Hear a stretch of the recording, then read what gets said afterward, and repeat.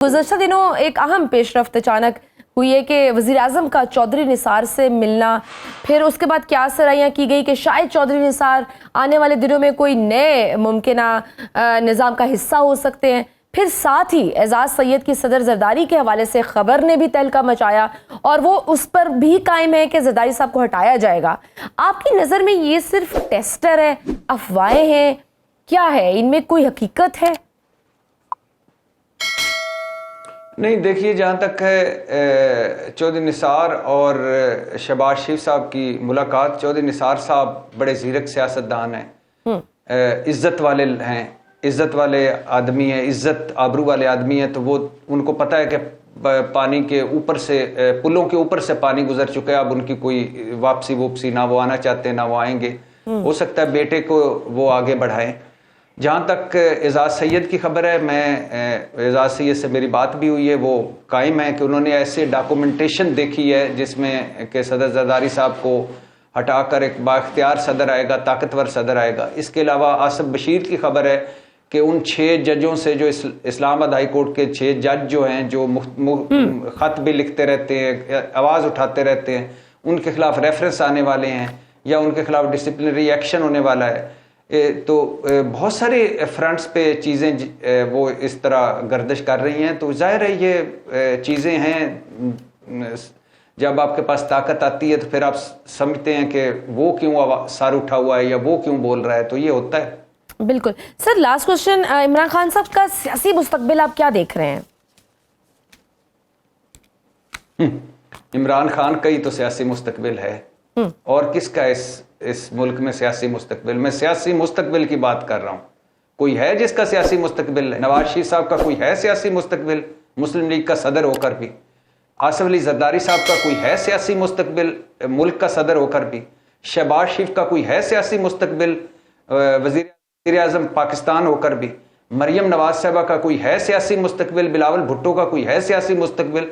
आप लाख सहारों से किसी को वजीर आज़म बना दें, किसी को सदर बना दें, किसी को वजीर आला बना दें। बिल्कुल सही सर, ये भी बता दें, कोई रिहाई देख रहे हैं इस साल इमरान खान साहब की? देखिए, जब ये 2-3 डेवलपमेंट्स नहीं हुई थी, उस वक्त मैं मुसलसल कह रहा था कि मुझे ये इमरान खान साहब की रिहाई का साल नजर आता है। मार्का हक, ऑपरेशन बुनियाद अल मरसूस, जिसमें डेफिनेटली निज़ाम मजबूत हुआ, जिसमें फील्ड मार्शल साहब की ट्रंप साहब से मुलाकात और पाकिस्तान तहरीक इंसाफ की आपसी लड़ाइयाँ, आपसी गिरोहबंदियाँ, इख्तलाफात और फिर मखसूस नशिस्तों के फैसले। लेकिन इसके बावजूद मुझे ऐसा लगता है कि इमरान खान साहब इस साल के एंड पर या इस साल के आखिरी लम्हों में या आखिरी दिनों में, मुझे ऐसा लगता है कि वो रिहा हो जाएंगे या जमानत उनकी हो जाएगी। भट्टी साहब, आप जैसे कह रहे थे कि आपको नहीं लगता कि ये तहरीक कोई इम्पैक्ट डालेगी, लेकिन अगर सलमान और कासिम आ जाते हैं तो ये फिर एक मे बी एक नया इम्पैक्ट और ज़्यादा इफेक्टिव रहेगी, जिसका हम देख भी रहे हैं कि कल राना सनाउल्लाह साहब ने तो तहरीक इंसाफ को खबरदार भी कर दिया है कि अगर कासिम और सलमान पाकिस्तान आते हैं और एहतजाजी तहरीक का हिस्सा बनते हैं तो उनको गिरफ्तार किया जाएगा। आपको लगता है कासिम सलमान की गिरफ्तारी इतनी आसान हो सकती है?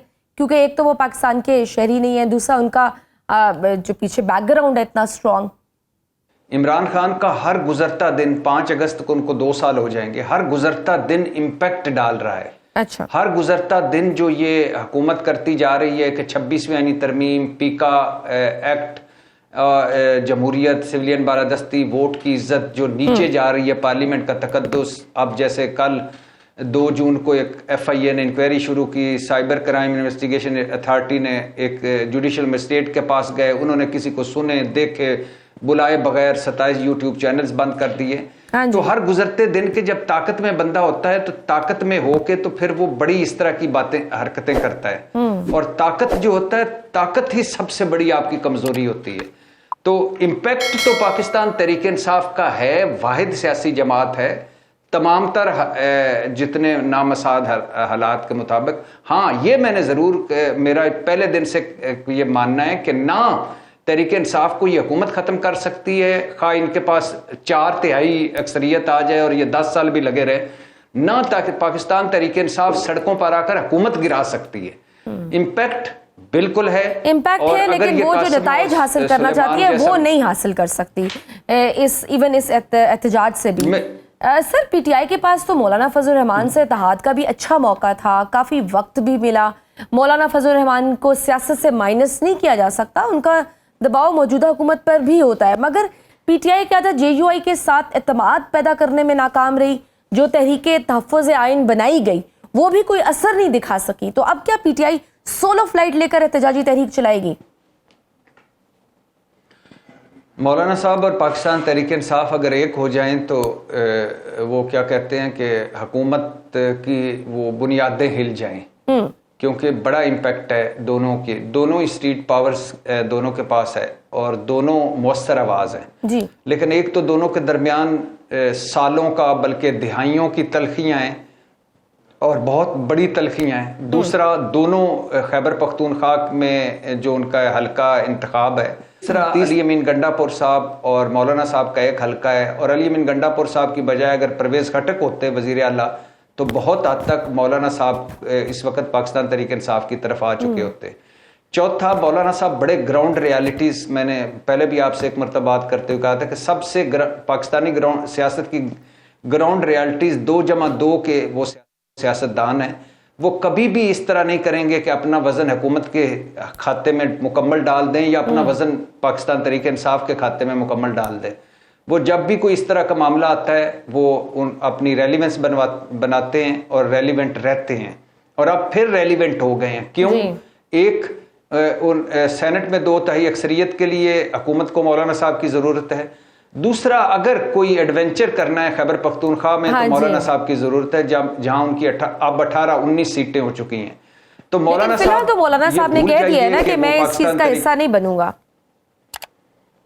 وہاں کسی تبدیلی نہیں, یہ آج کا ہے مولانا صاحب نے, یہ آج کی ڈیٹ میں ہے, یہ آج بالکل انہوں نے کہا ہے. اور کل کیا ہو جاتا ہے یہ ایک بالکل ڈیفرنٹ بال گیم ہے. مولانا صاحب کو کوئی بڑی چیز آفر ہو جاتی ہے تو وہ سب کچھ کرنے کو تیار ہو جائیں گے.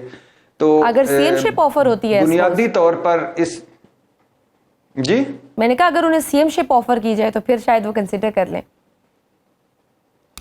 نہیں, بہت ساری آفرز ہوتی ہیں, گورنرشپ بھی کی ان کو آفر کی جا سکتی ہے, اور یہ بھی کہا جا سکتا ہے کہ آپ ساتھ ملیں, گورنر بھی آپ کا, سی ایم بھی آپ کا, اس کے علاوہ مرکز میں, اس کے علاوہ بہت ساری چیزیں. سیاست, پاکستانی سیاست سوائے میرے خیال سے عمران خان کے, باقی ساری یہ 2+2 کی سیاست کر رہے ہیں, ظاہر مفادات کی سیاست کر رہے ہیں. اور جس طرح سے یہ تو بالکل ٹھیک ہے سر, جس طرح سے بندر بانٹ کیا مخصوص نشستوں کا, وہ بھی ایک انتہائی مضحکہ خیز عمل تھا جو ہم نے دیکھا اور تاریخ میں رقم بھی کیا گیا. بٹ یہ سب حکومت چاہے وقتاً فوقتاً اپنے مختلف منصوبوں اور بیانات سے ایکسپوز ہو رہی ہے. جیسے آڈیٹر جنرل کی گندم سکینڈل کی رپورٹ آئی ہے, اس سے قبل پنجاب میں بھی 10 کھرب کی بے ضابطگیوں کا معاملہ سامنے آیا, مگر محسوس نہیں ہو رہا کہ حکومت کو کوئی فرق پڑ رہا ہے یا ان کی موجودہ نظام میں طاقت کم ہو رہی ہے. اس طاقت کی وجہ کیا صرف 1 پیج ہے یا حکومت اپنے مخالفوں کو اس قابل بھی نہیں سمجھتی کہ ان سے خطرہ محسوس کرے؟ دیکھیے, 2 چیزیں ہوتی ہیں. ایک ہے جو اس وقت طاقت ہے, اس وقت طاقت ظاہر حکومت کے پاس ہے, لیکن حکومت کے پاس وہ سب طاقت ہے جو ایک حکومت کے پاس ہونی چاہیے؟